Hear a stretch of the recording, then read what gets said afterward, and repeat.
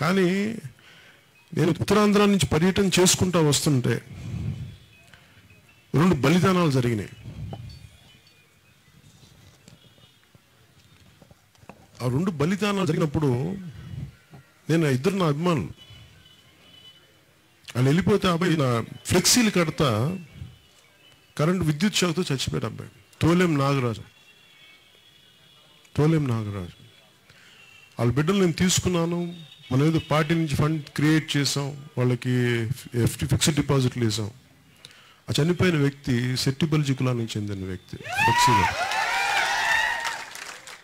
నాకు పార్టీకి నిలబడింది, ప్రాణాలు పోగొట్టుకుంది సెట్టిబల్జీ.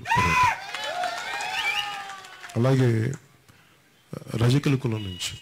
సో నాకు పితాని గారికి ఇవ్వటం అంటే ఆ అబ్బాయి ఆత్మశాంతి కలగడానికి కూడా కారణం. నేను కోరుకునేది కూడా, ఎందుకంటే నేను ఇది చెప్పగానే అందరూ అడుగుతారు నన్ను, మా సీట్లు ఏం చేశారంటే నాకు అనిపించాలి లోపల నుంచి. అనిపిస్తే నేనే చెప్తాను. నా పితాని గారికి చూస్తే నాకు అట్లా అనిపించింది. ఎందుకంటే అంత బాధపడి ఇంత కష్టపడ్డ వ్యక్తి ఆ భావోద్వేగం నేను అర్థం చేసుకోగలను. కన్నీళ్ళు వస్తాయి, కష్టపడతాడు. చిన్న కుటుంబం నుంచి వచ్చినవాడు, ఆ కష్టం ఎలా ఉంటుందో తెలుసు. అందుకని పితాని బాలకృష్ణ గారిని నా మొట్టమొదటి జనసేన అభ్యర్థిగా నేను ఈ రోజున డిక్లేర్ చేస్తాను. ఇది అన్ని కులాల నుంచి, ఎందుకంటే కులాల ఐక్యత అంటే నేను మాట్లాడతాను, నేను అందరూ మాట్లాడతారేమో కానీ నేను చేస్తాను. నిజంగా కుల భావనలు లేవు. అందరం బాగుండాలి, కలిసి ఉండాలి. దళిత వర్గాల నుంచి కానీ, ఎస్సీ కులాల దగ్గర నుంచి కానీ, బీసీ కులాల దగ్గర నుంచి కానీ, అన్ని అగ్ర కులాల్లో ఉన్న అందరి పేదలు కానీ ప్రతి ఒక్కరూ ఆనందంగా ఉండాలని కోరుకునేవాడిని. Muslims, Christians. నేను నా వంతు కృషి నేను చేస్తాను. నేను బయాస్డ్, నేను ఒకవైపు పక్షపాతం కాదు. నాకు నిజంగా తెలియదు అట్లా పక్షపాతం చూపించడం. అలాగే మన దగ్గర మీడియా లేదు, ఛానల్స్ లేవు. ఒకటే ఒక ఛానల్ ఉంది, ప్రతి మనిషి గుండెల్లో జనసేన ఛానల్ ఉంది, అదే మన ఛానల్, వేరే ఛానల్స్. అలాంటి నేను నమ్ముతానంటే స్వాతంత్ర సమయంలో ఎవరికి ఏ ఛానల్స్ ఉంది, కాంశీరామ్ గారికి ఏ ఛానల్ ఉంది, ఈ రోజుకి బీఎస్పీకి సొంత ఛానల్ లేదు, బహుజన్ సమాజ్ పార్టీకి. అంటే భావజాలం బలంగా ఉన్నప్పుడు ప్రజలే హృదయాలు ఛానల్స్ అవుతాయి. నేను అదే నమ్ముతాను. అందుకే నేను వాళ్ళు నా గురించి మంచిగా మాట్లాడుతున్నారా చెడ్డగా మాట్లాడుతున్నారా నేను ఎప్పుడు ఆలోచించను. నేను మా వాళ్ళకి ప్రతి ఒక్కరికి, ప్రతి సగటు మనిషికి నేను చేరువవుతున్నా లేదా. ఈ రోజున జనసేన కానీ లేకపోయిన ఉంటే నిన్నటికి నిన్న అనకాపల్లిలో లేదు, అనకాపల్లి దగ్గర తుంపాల్ షుగర్ ఫ్యాక్టరీ క్లోజ్ చేస్తే నేను అక్కడికి వెళ్ళి మాట్లాడాను. పాపం 9 ఏళ్ళ ఉన్న పిల్లలు న్యూట్రిషన్ లేక, అంటే 11 ఏళ్ళ ఉన్న వయసు ఉన్న పిల్లలు 7 ఏళ్ళ పిల్లలా కనిపిస్తారు, బలం లేక ఒంట్లో. అంటే నా దగ్గర నిజంగా అందరూ కూర్చోబెట్టి నా దగ్గర ఉన్న డబ్బులు 2 లక్షలు ఇవ్వగలిగాను.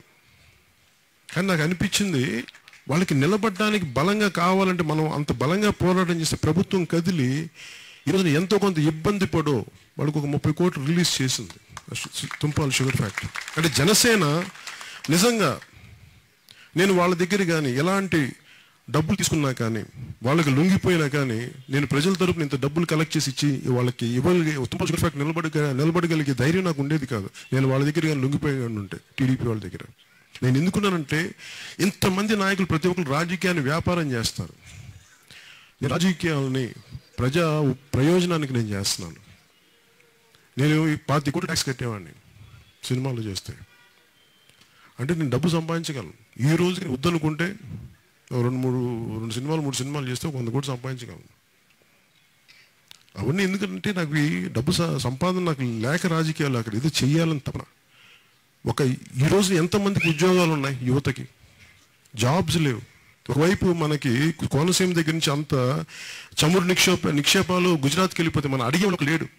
మీరు ఈరోజు మాట్లాడుతుంటే స్థానికులకు ఉద్యోగాలు ఇవ్వాలి, అది ఇచ్చేవాళ్ళు లేరు, మాట్లాడేవాళ్ళు లేడు. అందుకే నేను ప్రజల పక్షాన్ని నిలబడటానికి ఉంటాను. కానీ అందుకే నాకు ప్రజల పక్షాన్ని నిలబడటానికి నాకు అండగా ఉండే నాయకులు కావాలి.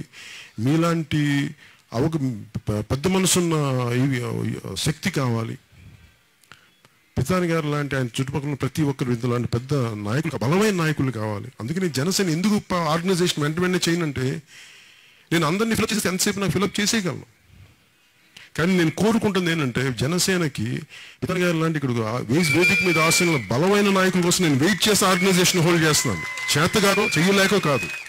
ఎందుకంటే అన్ని కులాలకి అన్ని మతాలకి సమానమైన ప్రాతినిధ్యం కల్పించే పార్టీ కాబట్టి అందువల్ల వెయిట్ చేస్తున్నాను. ఒక కులంతో నింపడం నాకు ఎంతసేపు, మిగతా పార్టీలో నింపేయగలను. కానీ నేను దానికైతే నేను సిద్ధపడలా. కానీ పని చేయడానికి ఉన్నాను ఎవరైనా, కానీ నేను సీట్లు ఇవ్వడానికి నేను ఆ బాధ్యత నేను తీసుకుని మొట్టమొదటిగా జనసేన పార్టీ పితాని బాలకృష్ణ గారు బీఫార్మేషన్ మనస్ఫూర్తిగా తెలియజేసుకుంటూ మీ అందరికీ, అలాగే నేను ప్రతిదాన్ని కూడా చాలా ఆచితూచి, అలాగే ఎస్సీ కులాలకు ఉంది ఏం చేయాలని ఉంది, మిగతా బీసీ కులాలకు ఏం చేయాలని. ఎందుకంటే మనం తెలంగాణలో కూడా మనకి ఒకసారి రాష్ట్రం విడిపోయిన తర్వాత అప్పుడు దాకా మనకున్న సెట్టిబల్జలు కానీ అక్కడ ఉన్న ఉత్తరాంధ్రలో ఉన్న వెనకబడిన కులాలుగా సడన్గా ఫార్వర్డ్ క్యాస్ట్ అయిపోయింది మన తెలంగాణలో. అది నాకు చాలా బాధ కలిగించే అంశం, మీకు అర్థమవుతూ ఉంటుంది. మరి దీని గురించి మాట్లాడాలంటే ఒక రిప్రజెంటేషన్ మాట్లాడాలి. అది మనం తీసుకెళ్దాం తెలంగాణ ముఖ్యమంత్రి గారి దగ్గరికి. ఖచ్చితంగా మనం మాట్లాడాలి. ఎందుకంటే రాష్ట్రం విడిపోయిన తర్వాత సడన్గా దీని గురించి మాట్లాడే వాళ్ళు ఎవరు లేరు. ఇది మేము ఖచ్చితంగా మాట్లాడదాం. ఉత్తరాంధ్ర పర్యటనలో కూడా మీరు చాలాసార్లు చూస్తే నేను మాట్లాడుతూ ఉన్నాను దీని మీద. అందుకని ఇలాంటి సమస్యలు ఇంకా చాలా ఉన్నాయి. ఇవన్నీ మనం మన ప్రాంతాన్ని పర్యటనకు వచ్చినప్పుడు నేను మాట్లాడతాను. నాకు ఇంత అవకాశాన్ని ఇచ్చిన, నా మీద నమ్మకం ఉంచిన పెద్దలందరికీ, నాయకులందరికీ, బాలకృష్ణ గారికి ప్రతి ఒక్కరికి పేరు పేరున ధన్యవాదాలు తెలియజేసుకుంటూ, నాకు అవకాశాన్ని ఇచ్చిన మీ అందరికీ నాకు హృదయపూర్వక కృతజ్ఞతలు తెలియజేసుకుంటూ సెలవు తీసుకున్నాను. జై హింద్. ఏంటండి వీడియో నచ్చిందా? అయితే ఓ లైక్ వేసుకోండి, లేదంటే ఓ కామెంట్ చేయండి. ఎప్పటికప్పుడు మా వీడియోస్ చూడాలంటే సబ్స్క్రైబ్ చేసుకోండి.